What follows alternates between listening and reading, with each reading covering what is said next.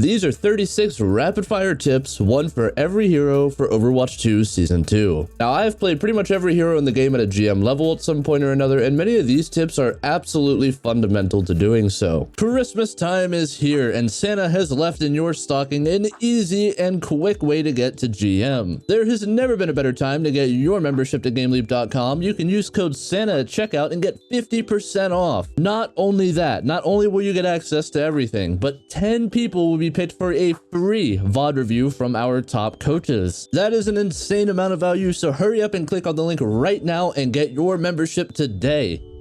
Alright, let's go in alphabetical order, starting of course with Ana. Using your ult charge meter at the bottom of your screen, you can always land a perfect grenade at mid-range without needing to know any lineups. Simply zoom in and set that ult charge circle on your target and press your grenade. Just be sure to keep track of enemy Suzu to avoid it just being cleansed off. For Ashe, you want to never use dynamite to do spam damage when you already have Bob charged and ready. This ends up actually returning a negative value because you don't get any ult charge from the spam damage yourself since your ult is already ready, and the enemy supports are going to get ult charge off of the damage you're dealing. For BAP, be careful of spamming your super jump against enemies who use hit scan weapons such as Widowmaker or Ashe. The high arc will make you stick out like a sore thumb, and you cannot strafe easily while in the air, which makes you a very easy target to hit. On Bastion, remember that when you are transformed, you take less damage, so if you're trying to get away from big damage attacks, or if you're being focused by something like a Genji blade, sometimes it makes sense to transform and take the hit to your movement speed in order to be tankier. On Brig, save your armor packs when you have a teammate who is planning a big ultimate such as Overclock or Blade. This will let you pocket them super hard while they get aggressive. For Cassidy, against pocketed heroes, try to sync up a shot with your magnetic grenade's detonation. This will cause the damage to come in all at once and will result in a more likely kill when the enemy cannot react and heal quickly enough. On Diva, you can turn your body around to avoid being headshot since your crit hitbox is on the front facing side of your mech. This is useful when you're pushing enemy DPSs and you find yourself out of defense matrix. On Doomfist, remember that your ultimate increases your cooldown rate. Don't rush your landing unless you're absolutely positive you can get a kill on, say, a weak target. Instead, make sure all your cooldowns are up and ready before you land so that you can be fully ready to continue the fight. For Echo, try to be explosive and push quickly on isolated targets rather than slowly poking. You should be comboing your cooldowns, using your movement to engage, your stickies to burst down unsuspecting targets, and your beam to finish them off. This will turn Echo into a lethal assassin and a pick-driven character. Avoid playing her like Pharah where you spend a ton of time poking and spamming. On Genji, when dashing at a target to use your blade, try to throw out a right click just before you start your ultimate animation. This will let the right click weaken up your target for you and potentially open them up to a one-shot combo, securing at minimum one kill. On Hanzo, you can charge an arrow while casting your ultimate. This lets you have a full shot ready to go as soon as the animation is done and the dragons are moving, in case any flankers decide to push you while you're using it. On Junker Queen, don't always pull your knife away instantly, especially when fighting close enemies. You can use the knife for damage and to make sure a target stays in your range, saving the pull for when they try to actually run away. A lot of JQs waste this ability's potential by just spamming right click again as soon as they hit someone they're already fighting. For Junkrat, you can lower tire sound volume by moving it up against a wall for a moment. It also makes less noise while in the air, meaning you can have a silent tire going into the enemy team if you position yourself ahead of time and before the next fight starts. Keep in mind a smart enemy can still tell from which direction your ult voice line is coming from, meaning they can get a general idea if not an exact one. On Kiriko, your ultimate travels down off of high ground, so try to make sure you are giving your high ground teammates a little spot of it when you can. Do not overthink this though, as it may lead to you not throwing your Kitsune deep enough, which can prevent your team from chasing kills. For Lucio, using buddy hops, you can carry a lot of your extra momentum on Lucio even when you're on the ground. Be sure to use this to travel around quickly, but don't spam jump when fighting enemies, especially hit scans. Otherwise, it'll make you an easy target. Use your fast strafing instead. On Mei, using your wall, you can split off enemies from their team's defensive ultimates when you use your blizzard. For example, if you have a Ryan and a Cassidy stuck in your ult, you can use a Mei wall between them to force a Zed who's using trance to only save one. For Mercy, try to prioritize half HP DPSs over half HP tanks. Your DPS generally have less self-sustained, and half HP for them is going to mean 100 HP, whereas half HP for your tank still means 300 or more at times. Every point of healing is going to mean much more for a DPS. On Moira, always throw some kind of orb out before you use your ultimate. Whether it's damage or healing, you will not be able to use them while you are in your ult, and you can combo your ult with your orb to either deal a ton of burst damage or burst healing. Plus, the cooldown will tick tick down while you are in your ultimate anyway. On Orisa, try to rotate your javelin spin cooldown with your fortify to maximize your self-sustain. If you use both at the same time, you're wasting fortify's damage reduction since your javelin will just eat all the damage anyway. On Pharah, always fire a rocket at a target just before you use your ultimate. This will soften them up and allow for your ultimate to follow up the damage it deals and nearly instant kill at least one enemy. For Ramatra, make a point of using your shield to block off enemy heals before you go into Nemesis form to push. Many players forget the power a projected shield has of stopping healers, especially those who are sitting on high grounds. You can pretty much always force them to rotate and potentially get kills while they do so and are unable to heal. For Reaper, a very similar trick as Pharah, you want to always fire off your primary fire just before you use your ult in order to soften up a key target and get a minimum of one pick. This will help better ensure that you get value out of your ultimate. On Rein, start using pin as a movement tool rather than a killing tool. Lots of Reins make the mistake of using their pin to try to kill an enemy and end up way in the enemy backline with no help from their team. It's great to close distance on squishy heroes who have issues getting away from your hammer's damage, and doing so may stop you from ending up in a dangerous position. Next is Roadhog, and for Roadhog you really want to use your ultimate to counter important enemy ults, such as Ramatra, since its boot can knock enemies far out of the fight and ruin their big plays. On Sigma, always cycle your shield and your kinetic grasp cooldowns. You want to try to avoid using both at the same time. When you see the enemy sending a ton of spam damage at your shield, drop it and start your grasp to absorb a lot of it, thereby increasing your shield's uptime but also giving you a ton of health as a result. For Sojourn, if you haven't already, try switching your primary and secondary fire buttons. Lots of players find this to feel more natural and it leads to them dealing more damage and hitting more of their shots. For Soldier, use your heal pad just before you start your ultimate to avoid wasting your ult's duration on your heal pad's animation. You can combine the animations of the heal pad with the ultimate start, which is huge since you'll go straight into your attack visor with a source of health. On Sombra, don't forget that you do not always need to flank in order to get value out of your hack. When playing against a Doomfist, for example, you can actually hide with your team and wait for him to engage before hacking him. This will leave him stuck deep in your lines without any cooldowns and allow for some massive follow-up damage and a potential pick. On Sim, use a spam right click at your target before you teleport near them. This will give you a chance to sync up damage since the long range orb will come in as you're getting closer and suddenly you'll be near a weak opponent. On Torb, always use your overload ability just before you use ultimate since this will give you some much needed movement speed and health while you are somewhat vulnerable. For Tracer, if you're having issues getting solid pulse bombs off on squishy enemies, start using them on tanks more. Although it won't result in an instant kill, when you combo it with some primary fire damage and some team support, you can apply a surprisingly high amount of pressure. This will also allow for follow-up kills, which can be just as valuable. For Widowmaker against enemy Widows, keep in mind that her ultimate lasts for 15 seconds. You can know exactly when it is safe for you to peek an enemy Widowmaker by subtracting 15 seconds from the game timer or adding 15 to the match timer if you don't have a game timer. On Winston, use your primal when you are low HP rather than right away when going into enemy backlines. This will give you full use of the ultimate's unique boost of setting you at 1000 HP when you are raging, since you'll be able to spend more time doing damage before the rage. Next is Wrecking Ball, and much like Lucio, you can carry your momentum by bunny hopping on the floor. Simply jump just after you land. Furthermore, you should also try to slam just after you use your ultimate. This can potentially get enemies stuck in the minefield as the mines are arming. Ball actually got 2 tips. On Zarya, try to use your bubble after you take a little bit of damage. This will ensure 2 things. 1, that the enemy is actually actively focusing you and shooting at you, meaning you'll get at least some energy. And 2, that you're making use of the fact that enemies cannot shoot you, but teammates can still heal you, meaning you'll be able to take more damage in the long run for your team. Finally, we have Zenyatta, and you want to always be sure that your Discord orb is out and on someone before you use your ult, since you will not be able to do so during ultimate, and you want to maximize the value that you're getting out of your kit. Plus, with the boost in healing and team sustain, your team will likely end up getting a bit more aggressive than normal, meaning the Discord orb is likely to get more value than it normally would. That'll be one tip for every single character in Overwatch 2 Season 2. I hope you all enjoyed. Be sure to like and subscribe for more educational guides, and I will see you all next time. Take care and peace. Christmas time is here, and Santa has left in your stocking an easy and quick way to get to GM. There has never been a better time to get your membership to GameLeap.com. You can use code SANTA at checkout and get 50% off. Not only that, not only will you get access to everything, but 10 people will be picked for a free VOD review from our top coaches. That is an insane amount of value, so hurry up and click on the link right now and get your membership today.